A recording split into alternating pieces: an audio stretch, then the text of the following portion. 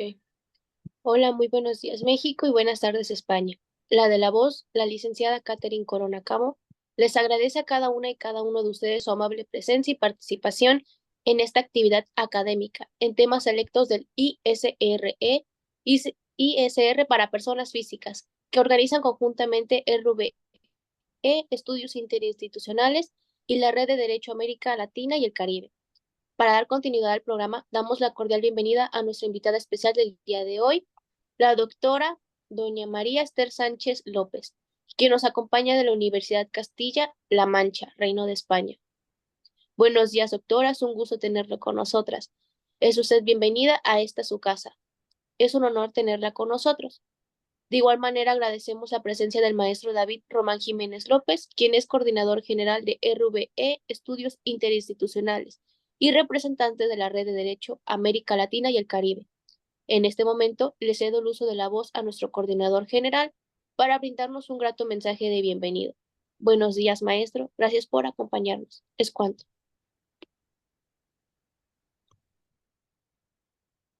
Muy buenas tardes España, muy buenos días México, buenos días Latinoamérica, buenas tardes Europa. Agradecer, muchas gracias Catherine por la oportunidad de dar este mensaje de bienvenida para RV Estudios Interinstitucionales y de igual forma de la Red Derecho América Latina y el Caribe.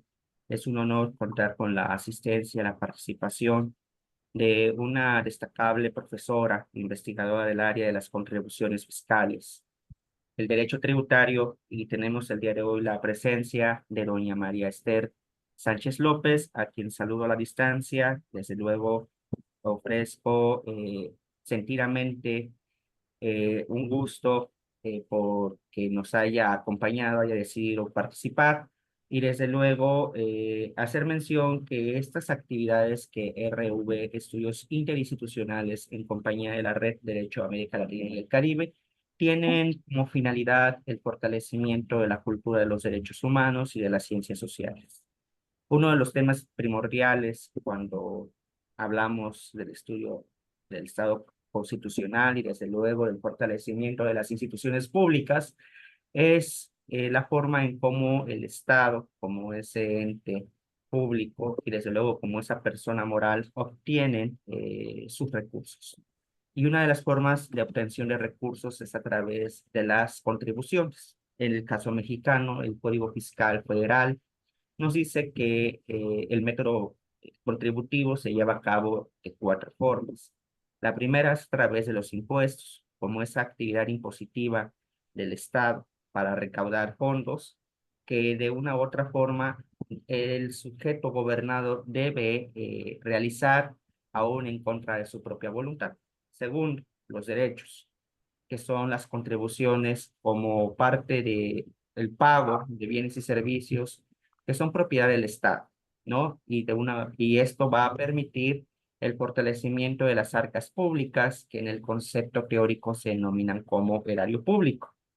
Y desde luego los aprovechamientos de mejoras y lo que son las aportaciones de seguridad social, tomando en cuenta que en el Estado mexicano, como es bien sabido, el sistema de seguridad social es una cuestión tripartita en donde las aportaciones provienen de tres entes: del aparato estatal, de los patrones y de los trabajadores. Así pues, esta cuestión contributiva en el Estado mexicano también tiene su origen en la propia Constitución, cuyo artículo 34 dice que los ciudadanos mexicanos están obligados a contribuir al gasto público.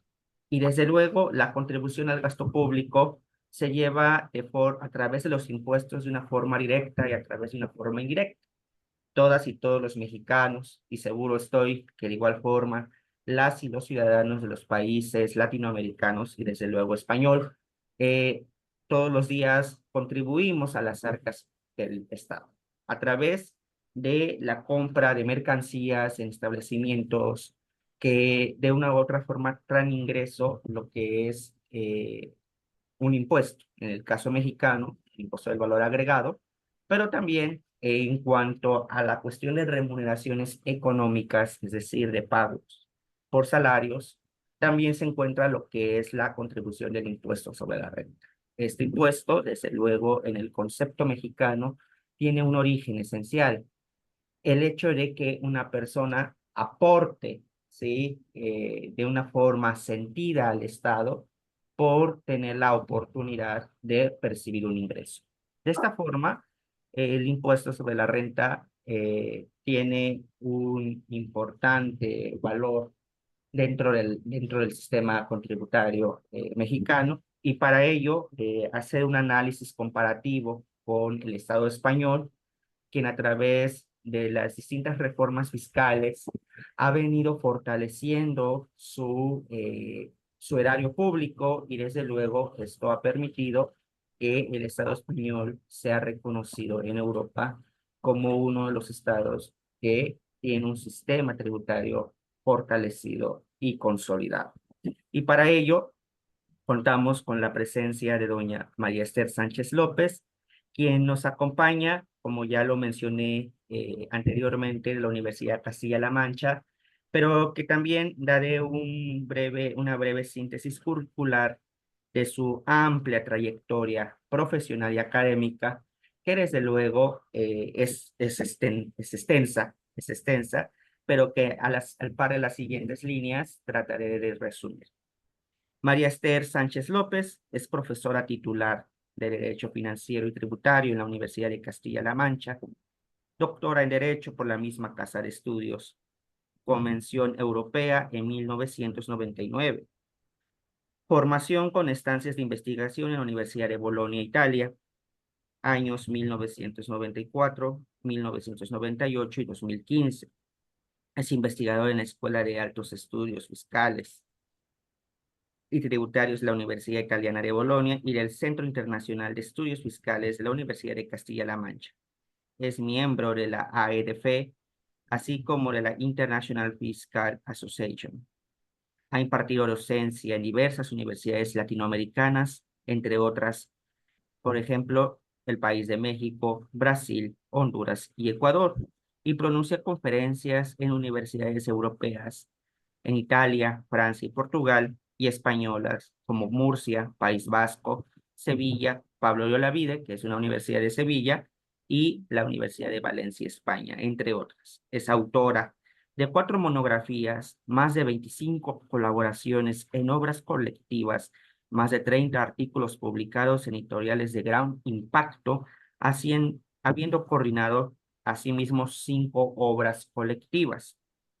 Entre las líneas de investigación que fortalece doña María Esther Sánchez López, destacan en primer lugar el intercambio de información tributaria a nivel interno, internacional y comunitario como mecanismos de lucha frente al fraude fiscal, línea que comienza con su tesis doctoral intitulada Los deberes de información de terceros desde la perspectiva constitucional, avalada por el Centro de Estudios Políticos y Constitucionales, CEPEC, por sus siglas, en el 2001, seguida de otros trabajos sobre el mismo tema. En el ámbito internacional y sobre todo en el comunitario, esta línea se ha plasmado en distintas publicaciones. Por una parte, los dedicados al intercambio de información tributaria entre estados, y por otro, los que abordan el tema de intercambio de información adoptando fundamentalmente el enfoque de la protección del contribuyente y en particular desde la perspectiva de las exigencias del principio de buena administración, habiendo publicado en relación con ese tema en enero del 2024 una monografía bajo el título La proyección de la buena administración sobre el procedimiento de intercambio de información entre estados, publicado por la prestigiada editorial Tirant Blanche. La segunda línea de investigación que fortalece la doctora Sánchez López se dirige hacia el estudio de los principios y derechos que tanto en el ámbito formal como material deben guiar el desarrollo del derecho financiero, destacando los estudios dedicados al examen de la seguridad jurídica, el compliance fiscal, así como la inviolabilidad jurídica del domicilio. Una tercera línea de investigación es la que se orienta al estudio de aspectos relacionados con el derecho tributario interno, habiendo abordado en particular aspectos relativos a la tributación local, que se encuentran plasmados en particular en el máster sobre tributación y gestión presupuestaria local, que codirige dentro de, junto con la profesora Saturnina Moreno González de la Universidad Castilla-La Mancha, siendo este año la 12ª edición del mismo máster universitario. La doctora Sánchez López ha sido miembro de más de 14 proyectos de investigación, encontrándose 3 de ellos en vigor, permítame, encontrándose ellos en vigor, así como el equipo de la cátedra Jean Monnet, concedida en 2024 a la doctora Saturnino Moreno González. Tenemos la presencia de la doctora doña María Esther Sánchez López, especialista en el tema de las contribuciones y del derecho tributario, con su conferencia intitulada Las garantías y derechos de los contribuyentes en el impuesto sobre la renta, caso España, en el marco de la conferencia inaugural del curso especializado en temas selectos de ISR para personas físicas. Muy buenas tardes, doctora. Un abrazo a la distancia hasta Madrid, España. Agradezco también la oportunidad de la presencia a la distancia del profesor Fruela Ríos Santos, quien nos acompaña de la Universidad de Oviedo, Reino de España. Un abrazo fuerte, le cedo el uso de la voz. Es usted bienvenida. Es cuanto. Gracias, doctora. Muchas gracias. Buenas tardes a todos. En el caso de España, buenos días. En el caso de México y otros países de Latinoamérica.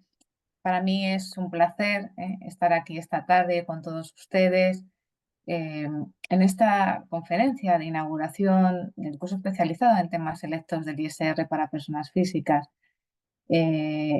Para mí, insisto, es un placer, una alegría poder participar en esta inauguración y por ello agradezco pues, de corazón la invitación atenta de los organizadores de este curso, que estoy segura que bueno, pues, será de gran provecho y, y muy interesante, de gran interés. El tema que se me ha asignado, pues a mí también me parece muy interesante, además, pues por lo que he visto, ¿no? Encaja perfectamente, como es obvio, ¿no? En el máster, en el curso en que bueno, pues está inaugurando. Y bueno, pues a mí me parece pues, de gran trascendencia, un tema muy complejo y un tema además en continua evolución. Yo en este ratito que vamos a compartir voy a dar una visión general de la trascendencia del IRPF, tanto cuantitativa como cualitativa en el seno del ordenamiento tributario español, y voy a situar, voy a poner el foco de atención en el examen,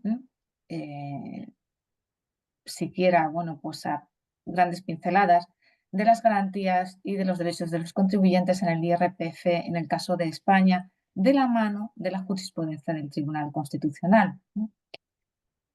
A partir de aquí, bueno, pues yo les dejaré para que, bueno, como resultado, pues quizás saquen sus propias conclusiones y vean a raíz de las palabras que van a oír, voy a pronunciar, las sombras y las luces en relación con esta garantía de los derechos de los contribuyentes en el impuesto sobre la renta en el caso de España. Para comenzar, yo quisiera dar un dato que es muy relevante. El año 2021, en este año, según datos de la Agencia Tributaria Española, que es el último al que yo he podido acceder al menos, han sido más de 22 millones las autoliquidaciones presentadas por este impuesto en España. Este dato nos da muestra tanto de la relevancia cuantitativa del impuesto en el seno de nuestro ordenamiento, en el ordenamiento español, como cualitativa. Y nos da muestra además de que nos encontramos ante una herramienta clave para la garantía del deber de contribuir, para la garantía de los derechos, o mejor dicho, de los principios en que se fundamenta todo el sistema tributario, en particular el IRPF, como vamos a ver enseguida, y también para una justa redistribución de la renta y la riqueza de conformidad con los principios que en nuestra Constitución se reconocen en el artículo 31. Este precepto es el que regula en España el deber de contribuir, y me voy a permitir leerlo. Dice, seguramente lo puedan conocer, pero dice: todos contribuirán al sostenimiento de los gastos públicos de acuerdo con su capacidad económica, mediante un sistema tributario justo, inspirado en los principios de igualdad y progresividad, que en ningún caso tendrá alcance confiscatorio. Por tanto, herramienta fundamental el IRPF para lograr la efectividad del deber de contribuir, así como también para lograr la realización de los derechos y principios en que se fundamenta nuestro Estado social de derecho.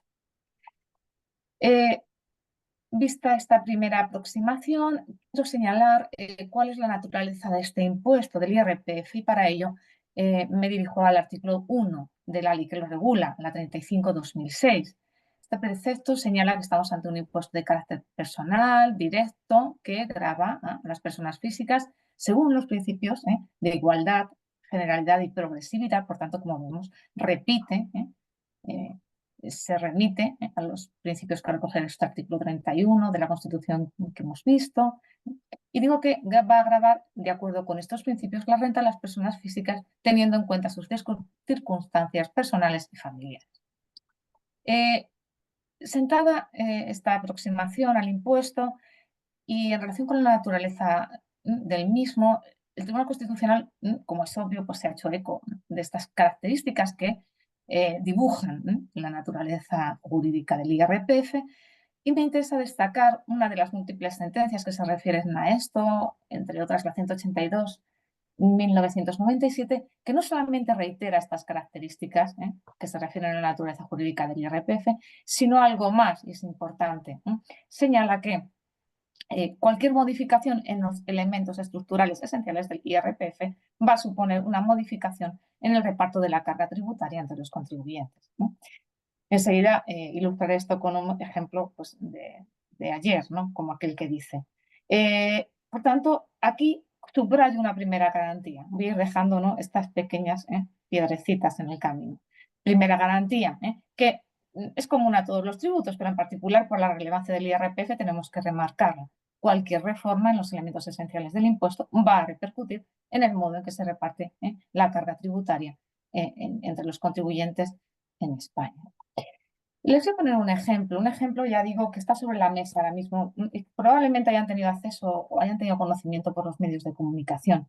En España se está preparando una reforma tributaria, y esta reforma va a afectar a distintos tributos, entre ellos al IRPF.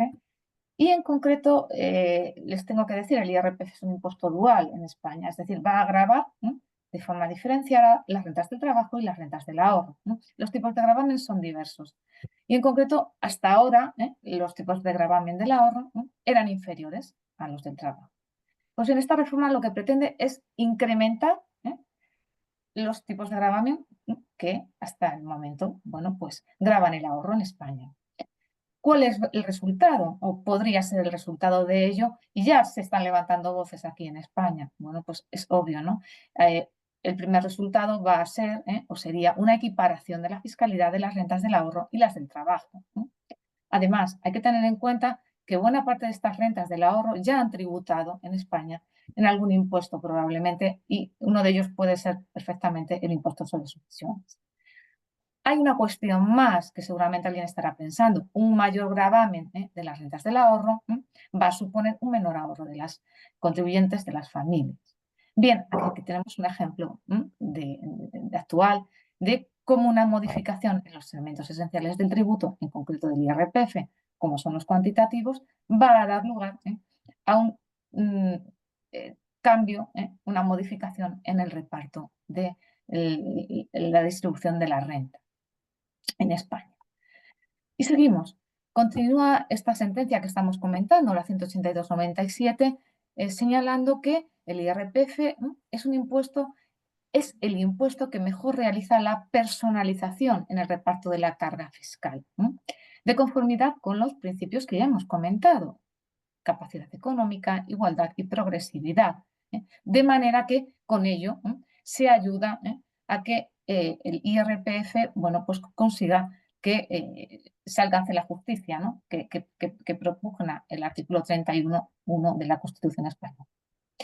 En definitiva, y aquí encontramos otra garantía, el IRPF, al personalizar, es el impuesto que en España más personaliza la carga tributaria, es decir, la adapta a las circunstancias personales y familiares de los contribuyentes. De esto es de lo que estamos hablando. Bueno, pues se convierte en el instrumento más idóneo para alcanzar, como digo, y en palabras del Tribunal Constitucional, la redistribución de la renta, así como la realización del principio de solidaridad consagrado en la Constitución, artículo 138, y por tanto la realización del Estado social y democrático de derecho.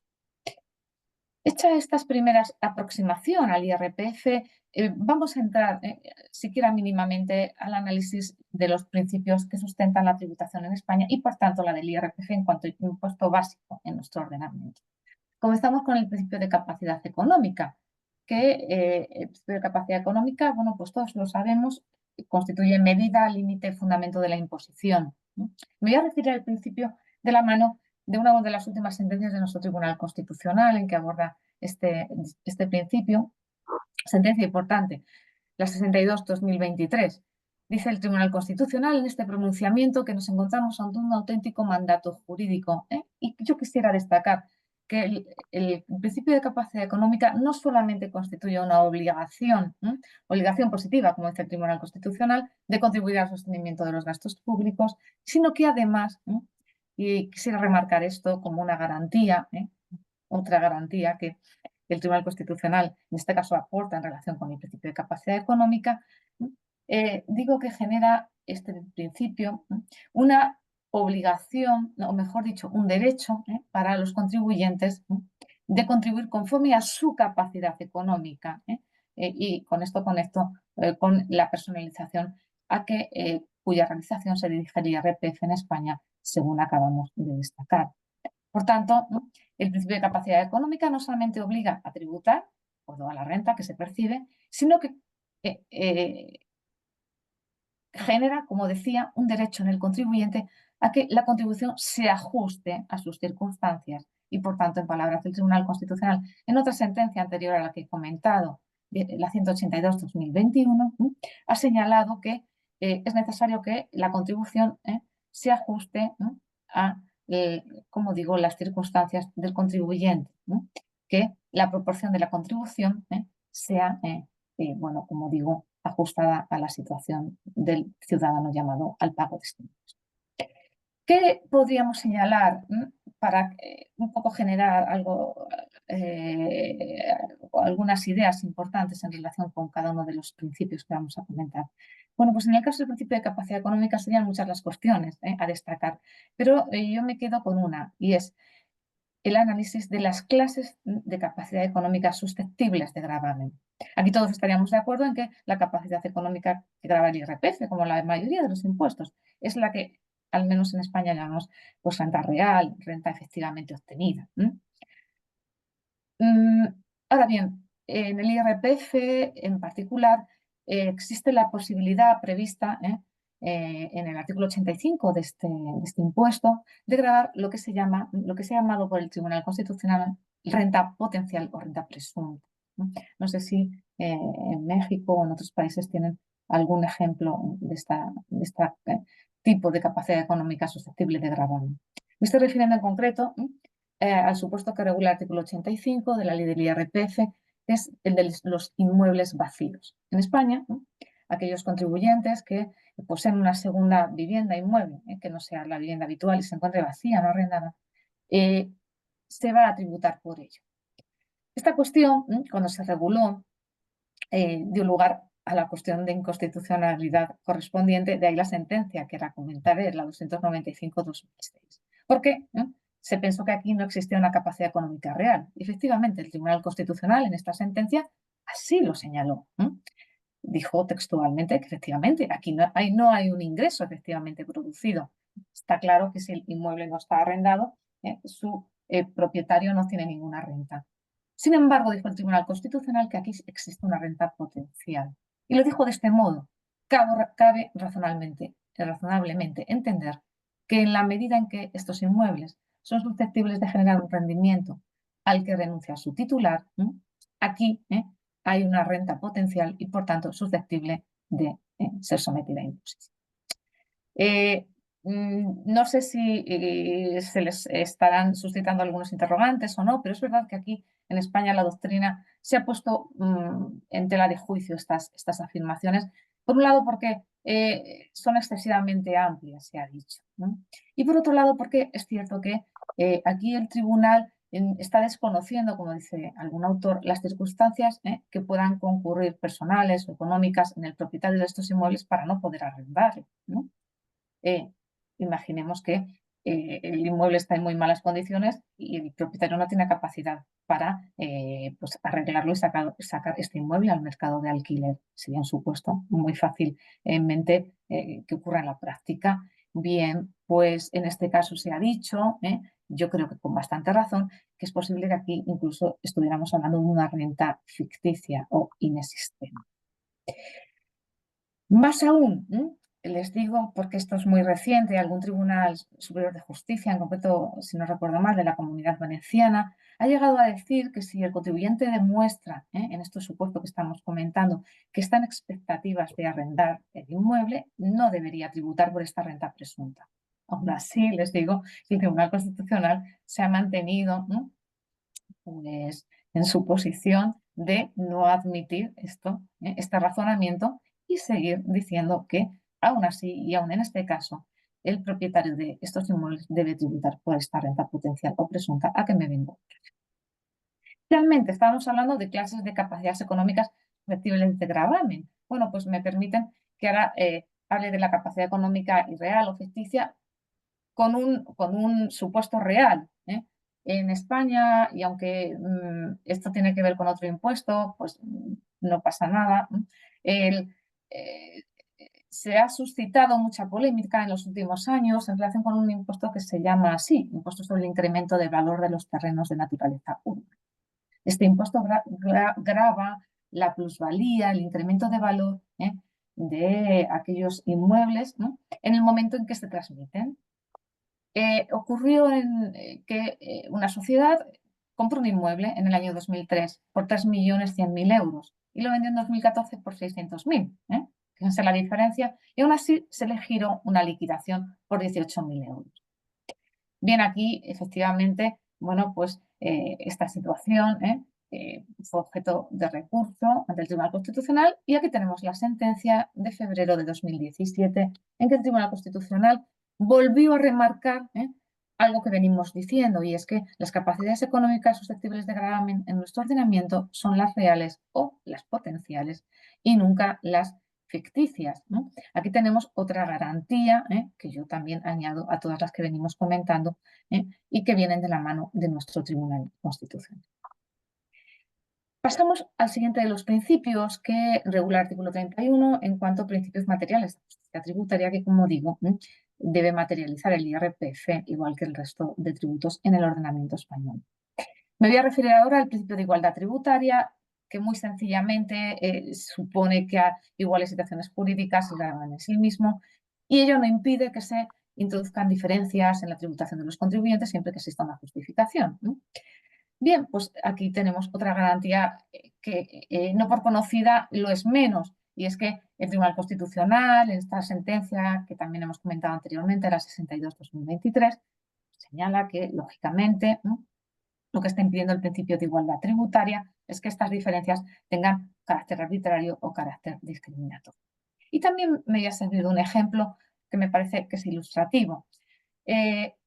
Reciente, en el año, quizás también hayan tenido conocimiento por la polémica que levantan estas cosas, en el año 2019 una orden ministerial, una orden del Ministerio de Hacienda en España, estableció la presentación obligatoria de autoliquidaciones electrónicas en el IRPF. Este deber se anuló hace poco por el Tribunal Supremo en una sentencia de julio de 2023 por dos razones esencialmente. La primera, porque en la Ley General Tributaria hay un precepto, artículo 96.2, que establece que quienes, no un deber, sino un derecho de los ciudadanos de relacionarse electrónicamente con la administración tributaria. Por tanto, no se puede imponer un deber cuando la normativa lo está considerando un derecho. Y la segunda tiene que ver con el principio, más directamente con el principio de igualdad. A ello se refirió el Tribunal Supremo en esta sentencia a que me estoy refiriendo, ¿no? Y tiene que ver con el principio de igualdad porque al establecerse este deber genérico de todos los contribuyentes de presentar autoliquidaciones electrónicas en el IRPF, se estaba desconociendo que entre los contribuyentes hay grupos contribuyentes que tienen características distintas y más en un tributo como es el IRPF, en que hemos visto que destaca la personalización de la renta. Bueno, bien, pues esto es lo que dijo nuestro alto tribunal al decir que se requería identificar bueno, pues las características que diferencian el conjunto de obligados tributarios. Dicho de otro modo, no es la misma la aptitud o la posibilidad de relacionarse electrónicamente con la administración tributaria a la hora de presentar estas autoliquidaciones de los empresarios o profesionales acostumbrados a ello, que de otro grupo de contribuyentes que quizá ni siquiera tengan conocimientos telemáticos. Bien, pues ahí lo dejo también como, digamos, ejemplo de que tiene que ver ejemplo actual, con la realización del principio de igualdad y en concreto con el IRPF, aunque sea en el pleno de la gestión. Pasamos a otro principio, que es el principio de progresividad. No estoy segura si este principio lo tienen en su ordenamiento consagrado. Sí. Bueno, pues entonces lo conocen perfectamente. El principio de progresividad se supone que a mayor renta, pues los tipos de gravamen aumentan de manera más que proporcional. También hay que decir que no todos los tributos son progresivos en España, pero sí lo es el IRPF y por eso debo referirme a él. Principio de progresividad cuyo objetivo último es la realización de la igualdad material y cuyo límite sería la no confiscatoria. Pues bien, me permito de nuevo volver a, bueno, sí quería, perdonen, enseñarles la tarifa del IRPF para las rentas del trabajo. Las rentas del ahorro no he incluido la tarifa, es otra diferente. Vemos aquí que los tipos de gravamen, bueno, pues son progresivos.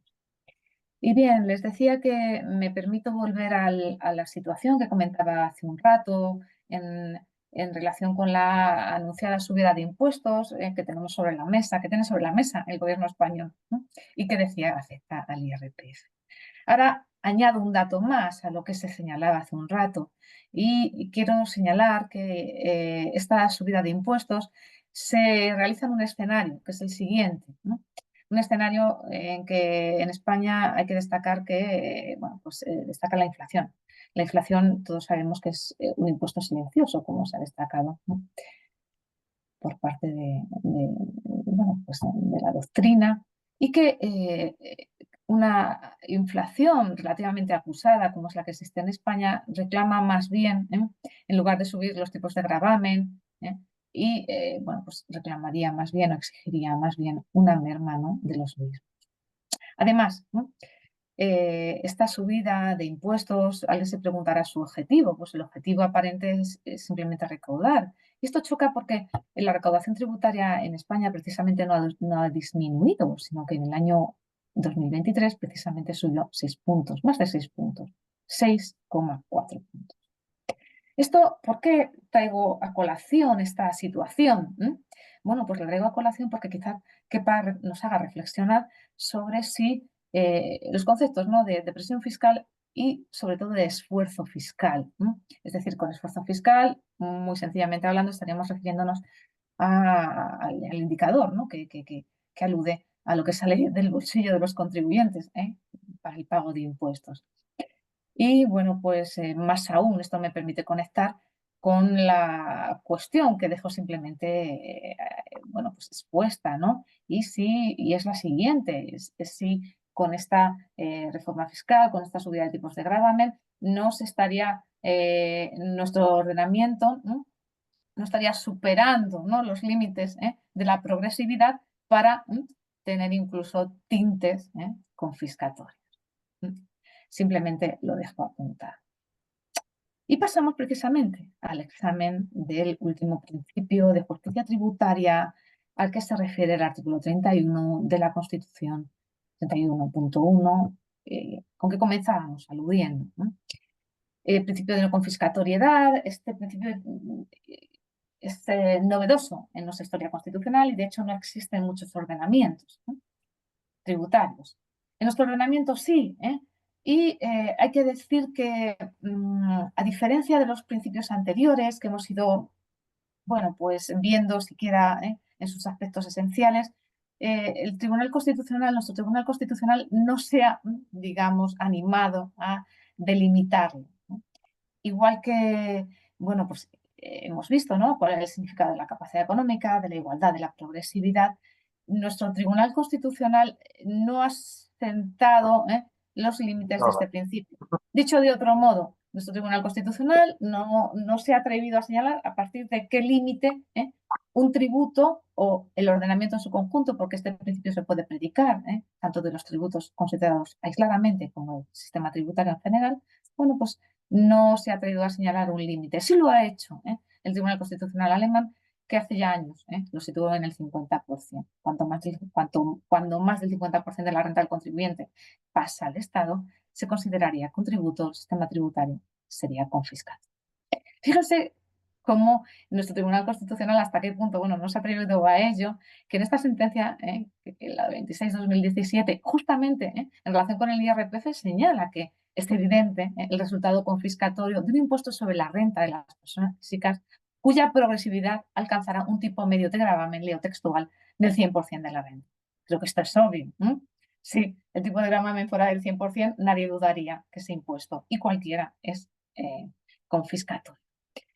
Les decía que, como ven, nuestro Tribunal Constitucional no da muchas pistas sobre cuándo un tributo es confiscatorio, tampoco cuando el sistema tributario, y en esto sí que me parece que merece la pena reflexionar, lo es, ¿no?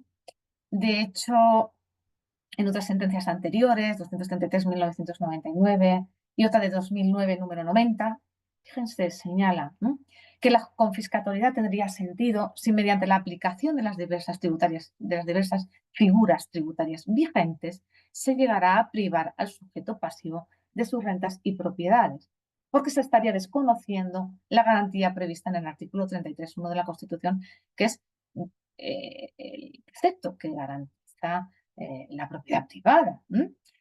Bueno, pues aquí tampoco nos está diciendo mucho. Sí, es evidente que si se conculca la propiedad privada, bueno, pues estaríamos ante un sistema tributario confiscatorio, pero bueno, la pregunta es, ¿a partir de qué momento? Bien, yo también lo dejo aquí, porque la doctrina lo único que ha dicho en España es que el sistema tributario o un tributo sería confiscatorio, bueno, pues cuando la mayoría de la renta fuera más pública que privada. Pero también nos hemos quedado ahí. Y tampoco hay muchas sentencias sobre este. Señalados los principios materiales que llamamos así de justicia tributaria y por tanto que inspiran, ¿no?, el contenido de las normas tributarias, y en concreto el IRPF, y como hemos visto que hemos extraído de este somero análisis distintas garantías, ¿no?, que el Tribunal Constitucional pues reconoce a los contribuyentes al hilo del análisis de estos principios. Sí quisiera aludir, una vez que hemos visto, insisto, los principios materiales que inspiran la recaudación, por decirlo de otro modo, quisiera aludir al gasto. ¿Por qué? Bueno, pues creo que todos lo sabemos y la justicia tributaria exige que el ingreso público dé la mano al gasto público. Ambas vertientes pues están totalmente conectadas, imbricadas. Nuestro legislador constitucional fue consciente de esto, ¿no? Y por eso se redactó después del artículo 31.1 un segundo apartado que señala lo siguiente: el gasto público realizará una asignación equitativa de los recursos públicos de acuerdo con los principios de programación y ejecución. Y su programación y ejecución responderán a los criterios de eficiencia económica. Bien, tengo que comenzar señalando una diferencia fundamental en relación con los principios que inspiran los ingresos públicos en España por tanto, la configuración de tributos como el IRPF, porque estos principios que hemos nombrado, su posible vulneración puede dar lugar a un recurso de inconstitucionalidad y, por tanto, llegar al Tribunal Constitucional. De hecho, nos hemos servido de sentencias del Tribunal Constitucional en esta breve exposición. Cuando llegamos a la rama del gasto público, esto no ocurre. Hemos visto que este precepto, el artículo 31.2, enumera los principios de equidad, de eficiencia y de economía. Pero, sin embargo, la posible vulneración o desconocimiento de estos principios a la hora de realizar el gasto, bueno, pues no va acompañada de un derecho al contribuyente de poder reclamar su cumplimiento. Esta es la gran diferencia. Antes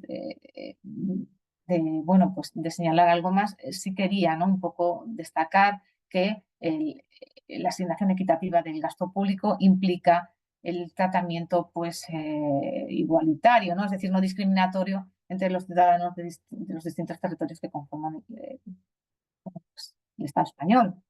Y los principios de eficiencia y economía pues, llevarían a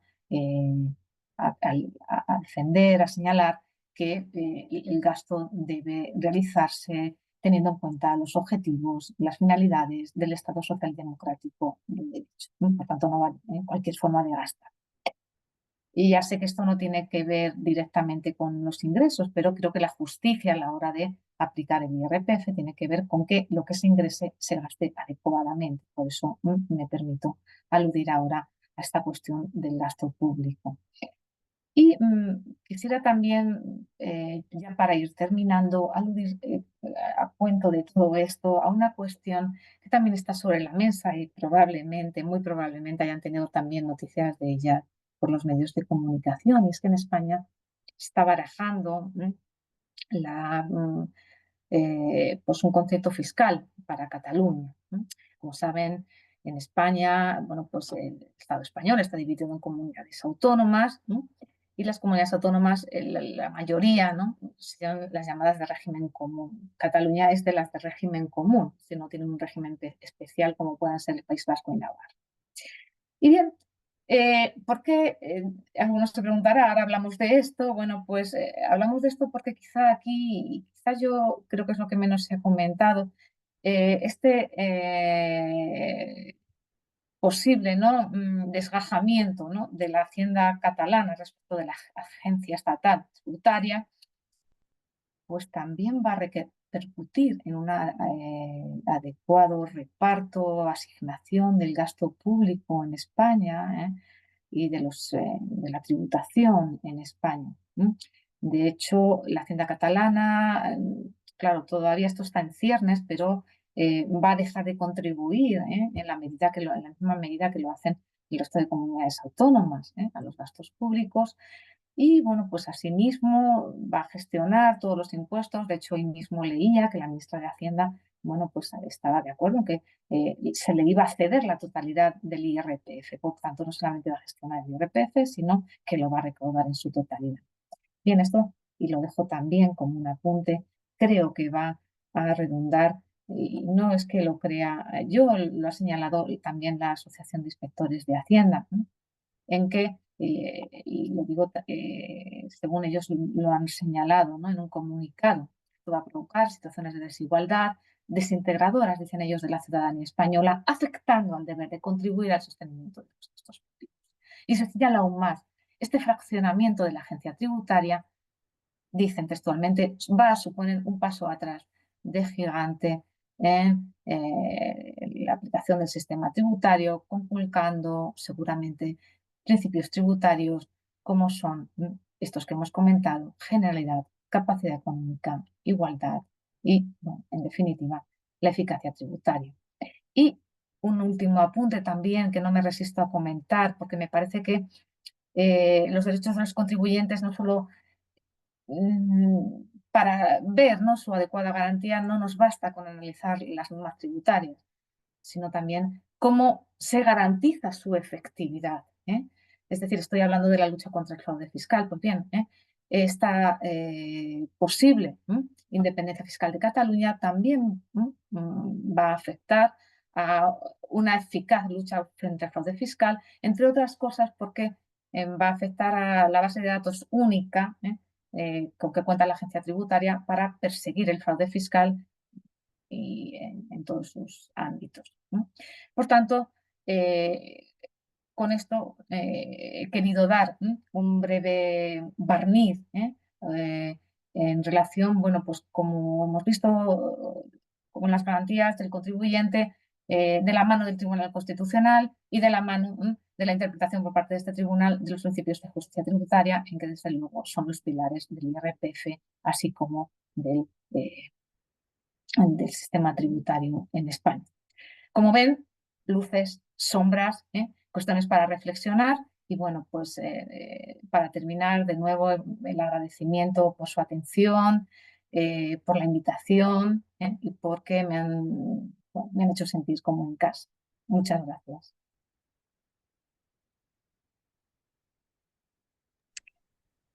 Muchas gracias a usted por su participación. Para pasar a la ronda de preguntas, si alguien desea realizar preguntas al ponente, les agradeceremos levantar su mano por la aplicación de Zoom y posteriormente dar su nombre completo y el lugar donde nos acompañen. ¿Es cuánto? Me parece que tenemos una pregunta en el chat, si me permite, se la voy a leer. Sí, por favor. ¿Cuál es el reto tributario en España respecto de la inflación que se está percibiendo en la Unión Europea? Pregunta Marité Cruz. No sé exactamente el reto. Es verdad que yo no lo he comentado, porque claro, hay tantas cosas que cabría decir. En España, claro, también estamos dependientes, ¿no?, de las políticas europeas, ¿no? El reto tributario yo diría que es bajar la inflación. Es obvio, porque una alta inflación, yo no sé cuánto tiempo permitirá, ¿no?, mantener el nivel que tenemos en nuestro estado, ¿no? Sin embargo, pues esto es algo que depende también de las políticas, ya digo, que nos vienen dadas de alguna manera, ¿no?, las imposiciones, entre comillas, desde las instituciones comunitarias de la Unión Europea, ¿no?, correspondientes, pero no sé exactamente si me lo puede aclarar la finalidad de la pregunta, pero desde luego el reto es intentar bajar la inflación, algo que no creo, no sé si está mal decirlo, pero que no parece que, según lo que he expuesto, que es la situación real a día de hoy en España, esté precisamente en la mente, ¿no?, de nuestros gobernantes. Ojalá. Gracias. Gracias. Muchas gracias, doctora. Si alguien más tiene alguna duda, favor de levantar su mano por la aplicación de Zoom y decir su nombre completo y de dónde nos acompaña.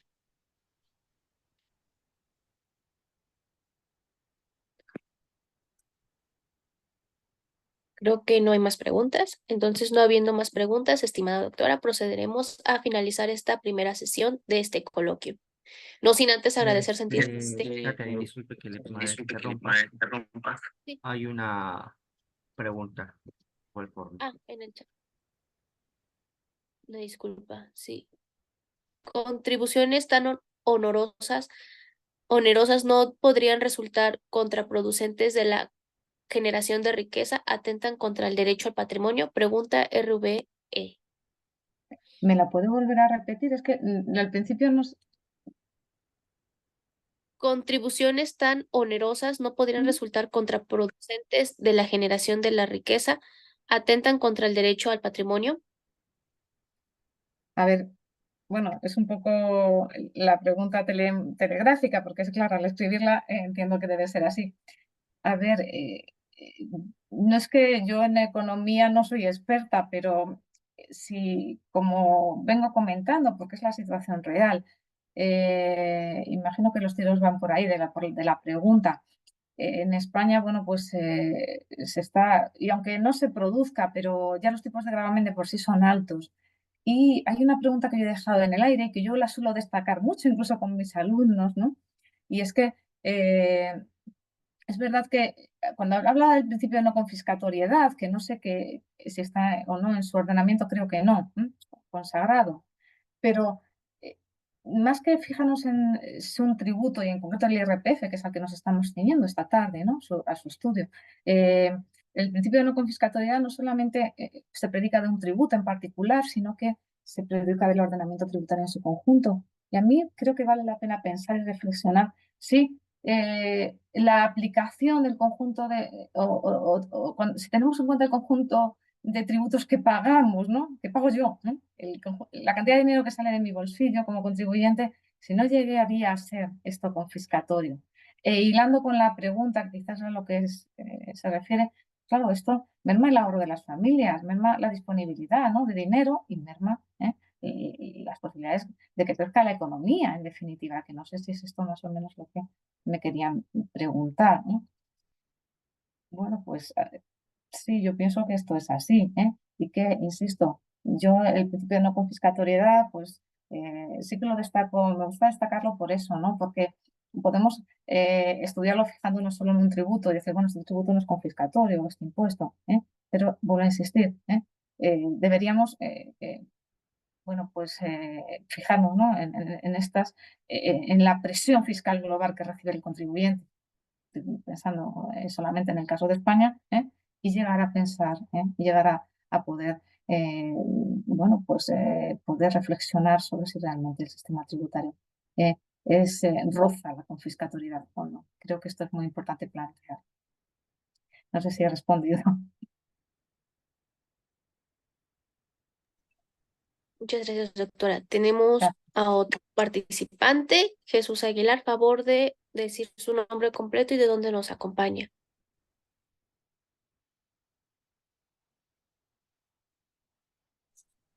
Hola, buenos días. Me llamo Eso Joel es Alejandro aquí Sánchez Aguilar. ¿Ya me escucha bien? Un ¿Me poco con escuchan? eco.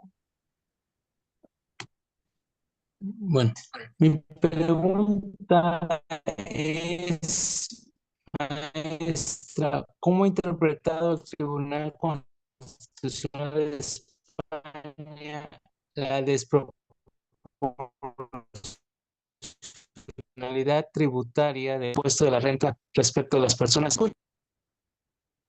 Me he perdido en la mitad, no sé si alguien me lo podría... ¿Cómo interpreta el Tribunal Constitucional? ¿Me perdonan?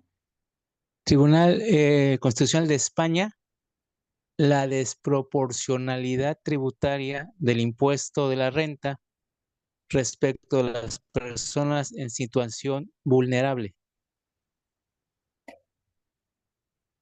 Bueno, a ver, el IRPF en España no es el impuesto que peor trata a las personas vulnerables. No sé si esa es la pregunta. De hecho, al principio de la exposición, aludiendo a la sentencia de 2023, la 62-2023, precisamente, o era una anterior, no lo recuerdo, pero una de las cuestiones que destaca en el IRPF en cuanto a su naturaleza jurídica es que se adapta a las circunstancias personales y familiares del contribuyente, ¿no? A ver, otra cosa distinta es que, y lo hace, ¿no? Cosa distinta es que teniendo en cuenta, y claro, todo tiene un sentido en su globalidad, teniendo en cuenta que cada vez en España, por las circunstancias que estoy comentando, hay personas con menor capacidad adquisitiva, vulnerables, como me he comentado, habría que pensar si el IRPF debería adaptarse aún más, ¿no?, a la situación de estas personas. Le pongo un ejemplo del Tribunal Constitucional, porque como me preguntaba por el sentencia del Tribunal Constitucional, que se me vengan a la cabeza, no recuerdo la fecha exacta, pero en en la ley del IRPF, ¿no? Hay un concepto que no se grava por lo que se llama mínimo personal y familiar. No sé si tienen algo parecido en su ordenamiento, ¿no? Y en concreto hay un mínimo personal y familiar que se deduce el contribuyente por hijos dependientes. Y al principio, bueno, pues se entendía que esa dependencia debía ser, o mejor dicho, exigía la convivencia, es decir, yo me deduzco por mi hijo menor de determinada edad siempre que conviva conmigo. Y después el Tribunal Constitucional, lo digo porque si esto conduce, ¿no?, a responder a la pregunta, entendió de forma más amplia en favor precisamente, ¿no?, del contribuyente, que esa dependencia no debería exigir necesariamente la convivencia, sino que bastaba con probar la dependencia del hijo. Que puede ser que yo esté sustentando a mi hijo, pero mi hijo no conviva conmigo porque está estudiando en una universidad de otra ciudad, pero yo le estoy manteniendo. No convive, pero sí depende de mí. No sé si me explico. Bueno, pues esto lo interpretó así el Tribunal Constitucional, claro, en pro del contribuyente, una nueva garantía de todas estas que hemos ido también mencionando, pues la añadimos, ¿no? Entonces, bueno, la respuesta es, bueno, pues yo estoy a favor de que el IRPF, como es obvio, y teniendo en cuenta que la situación en España, bueno, pues es verdad que personas en situación vulnerable, en situación, bueno, pues como impuesto personal que es por excelencia, ¿no?, entre todos, sea el que tenga que tener en cuenta estas circunstancias del contribuyente, el ciudadano, ¿no?, en situación vulnerable de la manera más justa posible, ¿no? Y como digo, el Tribunal Constitucional, yo creo que como le muestro, ¿no?, en sentencias como la que le he comentado en relación con este tema de la convivencia, bueno, pues parece que está en pro, ¿no?, de una interpretación amplia, de que en el sentido de que sea el IRPF el que dé respuesta, ¿no?, a esta necesidad de personalizar la carga tributaria teniendo en cuenta, repito, las circunstancias personales del contribuyente. No sé si le he respondido. Muchísimas gracias. A usted.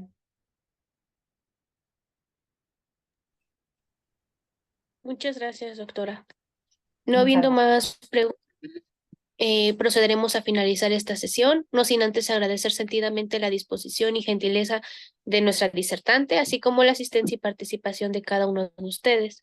De la misma manera, la doctora Taeli Gómez González, coordinadora de REDALC, y el coordinador general de RVE Estudios Interinstitucionales, el maestro David Román Jiménez López, quienes agradecen sentidamente su participación. Le recordamos que su certificado se le hará llegar de manera virtual en el transcurso de esta semana. Muchas gracias.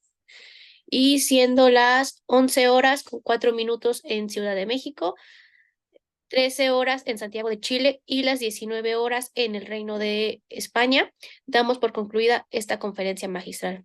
Muchas gracias y que tengan una excelente tarde aquí en América y bonita noche allá en Europa. Es cuanto. Muchas gracias.